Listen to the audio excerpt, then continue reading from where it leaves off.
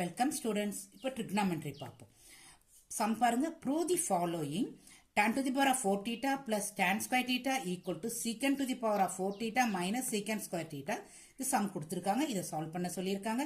நம்ம first left hand side எடுத்துப்போம். Left hand சைடை முதல்ல சால்வ் பண்ணுவோம். ஓகே, இப்போ லெஃப்ட் ஹேண்ட் சைடு நம்மளுக்கு என்ன இருக்கு? tan to the power of 4 theta plus tan square theta. tan square theta காமனா வெளியே எடுத்துக்கிட்டீங்கன்னா உங்களுக்குள்ள என்ன இருக்கும்? tan square theta plus 1 இருக்கும்.